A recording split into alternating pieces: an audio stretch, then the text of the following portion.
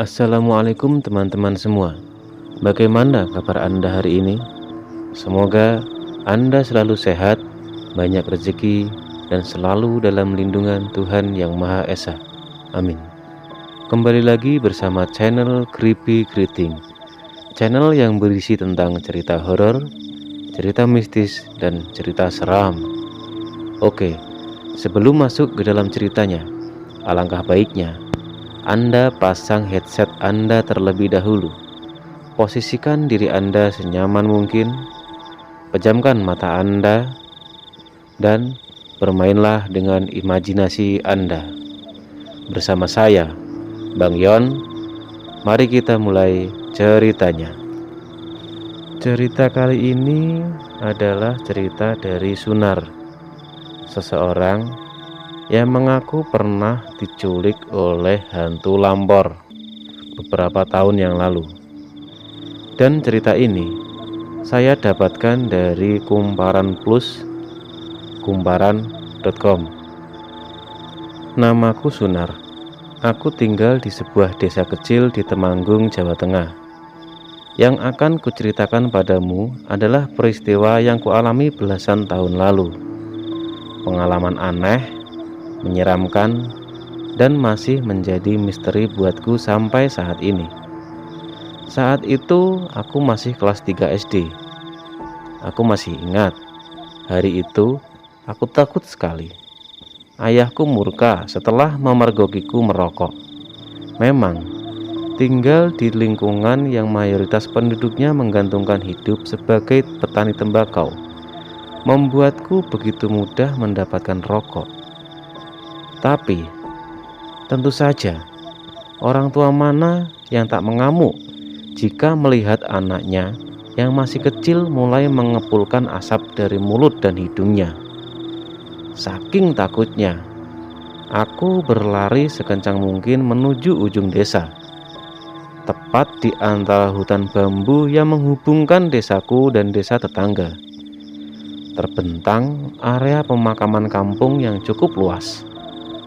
Tak jauh dari pintu masuknya, di bawah rimbunan pohon, berdiri sebuah pondok kecil, tempat keranda dan alat-alat pemakaman diletakkan. Kami menyebutnya cungkup. Cungkup ini tak luas, hanya sekitar 3 kali 3 meter saja.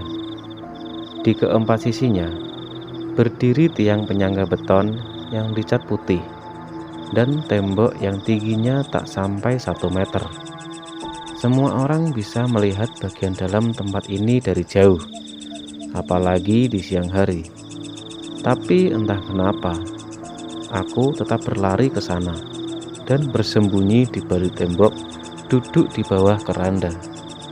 Aku tak tahu berapa lama aku berada di sana. Hanya saat itu, rasa-rasanya memang rasa takut di hatiku sedikit berkurang. Aku jadi lebih tenang dan malah mengantuk. Semilir angin dan gemersik daun yang bergesekan membuatku tertidur lelap. "Ngapa kowe nang kene?" Yang artinya, "Ngapain kamu di sini?" Samar-samar aku terbangun. Aku melihat sepasang kaki. Dari suaranya, aku menduga ia adalah nenek-nenek. Dia membelakangiku, dan aku hanya bisa melihat rambut putihnya disanggul dan dihias tusuk konde. "Kabur mbah, takut dimarahi ayah."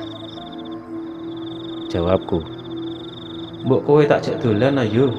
Yang artinya, "Sini, kamu ku ajak main saja, ayo." Aku mengangguk setuju. Sejujurnya, aku juga tidak tahu mengapa aku langsung mengiyakan. Satu-satunya yang kupikirkan, aku tak mau ditemukan oleh orang tuaku. Sayup-sayup aku mulai mendengar suara warga desa memanggil namaku. Nenek itu mengajakku naik ke atas keranda. Dia duduk di depanku, persis seperti sedang naik motor. Pelan-pelan, keranda itu melayang, membumbung tinggi dan melaju melewati desa. Aku bisa melihat beberapa warga warawiri di bawah kami. Kami terus terbang ke arah selatan, keluar dari gerbang desa dan melewati pematang sawah di sebelah SMP negeri paling dekat dari rumahku. Kami terus melaju menuju Gunung Sumbing. Sesekali aku mencoba melihat wajah sang nenek, namun gagal. Setiap aku berusaha melihat, ia selalu menengok ke arah lain, menghindari tatapanku. Aku menghentikan usahaku saat keranda yang kami naiki mulai melayang rendah di sebuah desa yang ada di kaki gunung. Kami mendarat tepat di cungkup desa itu. Awalnya, dari atas hanya terlihat area perkuburan luas. Namun, begitu kami mendarat, semuanya berubah menjadi pasar. Pasar ini terlihat seperti pasar pada umumnya. Banyak kios yang menjual berbagai jenis dagangan. Orang-orang berlalu lalang seperti biasa. Mereka berjual beli dan tawar-menawar. Sama sekali tak ada makam-makam yang tadi kulihat dari atas. Kami tak turun dari keranda, hanya melihat-lihat sekeliling sebentar. Aku juga baru sadar, keranda ini tak disangga apapun. Ia terbang layaknya pesawat. Entah ia mengandalkan kekuatan mistis sang nenek, atau aku saja yang tak bisa melihat sosok-sosok yang menggotong keranda ini. Ayo, takjak nanggon liyane, yang artinya, ayo, kok ajak ke tempat lain, kata nenek. Lagi-lagi aku tak menolak. Kami terbang tinggi menuju arah selatan, ke kaki Gunung Sumbing, ke desa yang letaknya lebih tinggi dari sedesaku. Sepanjang jalan, kami hanya diam. Aku sesekali masih berusaha mencuri lihat wajah sang nenek, tapi selalu gagal. Aku hanya bisa melihat sanggul dan tusuk kondenya saja. Kami berhenti di cungkup desa berikutnya, sama seperti di desa sebelumnya. Saat mendarat, tiba-tiba area itu sudah berubah. Hanya kali ini yang kulihat bukan pasar, melainkan perumahan. Nenek itu mengajakku turun dari keranda dan berjalan-jalan ke perumahan itu. Dia menyapa seorang ibu warga sekitar. Tak ada yang spesial dari perempuan itu. Ia terlihat seperti ibu-ibu pada umumnya. "Dik, mau ini? Ada ketan goreng?" kata ibu itu sambil mengulurkan sepiring gorengan. Emoh, aku wis wareg kok. Wis wareg. Yang artinya, tidak mau. Aku sudah kenyang, kataku. Ibu itu tak memaksa. Setelah nenek dan ibu itu mengakhiri obrolan, kami kembali ke keranda dan terbang kembali ke cungkup desaku. Saat itu hari sudah gelap. Aku menduga kami pergi selama 3 jam, karena aku kabur dari rumah saat masih sore, dan saat ku kembali belum tampak terlalu malam. Kami duduk-duduk di atas keranda, diam. Aku masih mendengar warga desa memanggil-manggil namaku, tapi aku tak mengatakan apa-apa. Seorang tetangga bahkan sempat masuk ke cungkup dan mencariku di dalam bangunan. Ia menggeser-geser ember yang ada di bawah keranda. Namun, ia mengabaikanku, seolah-olah aku tak ada di depan matanya. Setelah menggeser-geser benda di bawah keranda, memastikan aku tak ada di sana, ia pergi dan lanjut memanggil namaku. Padahal, jelas-jelas aku duduk di atas keranda. Aku juga bisa melihat warga lain yang berlalu lalang di area pemakaman, mondar-mandir di depan cungkup. Tapi sepertinya, entah kenapa, mereka tak bisa melihatku. "Sampean kok kabur piye?" Yang artinya, "Sampean kok kabur ini kenapa?" Nenek itu mengajakku mengobrol. Saat aku mencoba melihat wajahnya, ia menunduk. Wedi meh bali. Samar disenani bapak rombokne, Mbah. Yang artinya, Takut mau pulang. Khawatir nanti dimarahi bapak sama ibu, Nek. Kami mengobrol banyak saat itu. Bisa dibilang, aku menceritakan banyak hal kepadanya. Tiba-tiba, aku mendengar azan dari masjid desa yang letaknya tak terlalu jauh dari area pemakaman. As-sholatu khairum minan naum. Hatiku mencelos. Azan subuh. Aku ingat betul, saat kabur dari rumah, matahari masih bersinar terang. Aku juga yakin bahwa perjalanan dan obrolanku dengan nenek ini tak mungkin memakan waktu lebih dari 3 jam.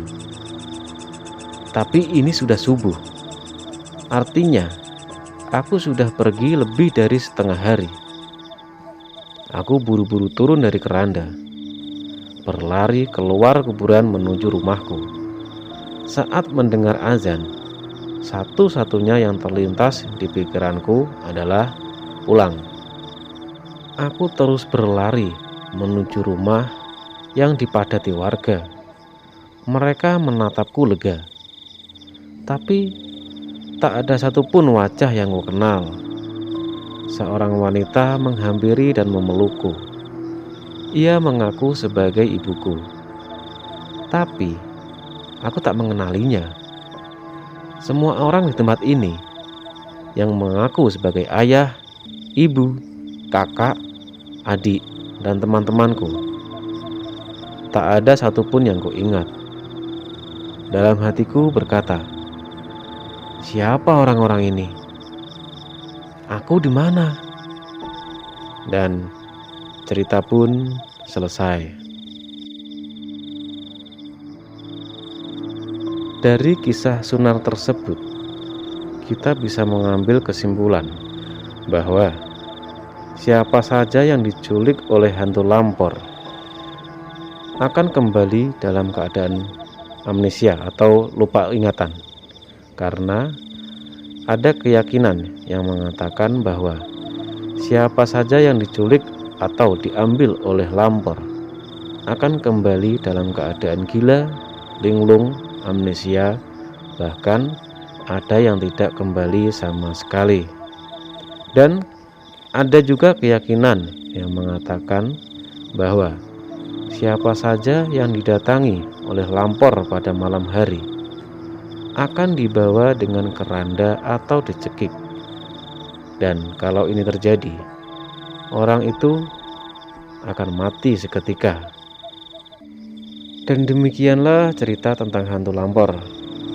Kita akan berjumpa lagi di episode selanjutnya dengan cerita yang lebih horor, mencekam, dan menyeramkan tentunya.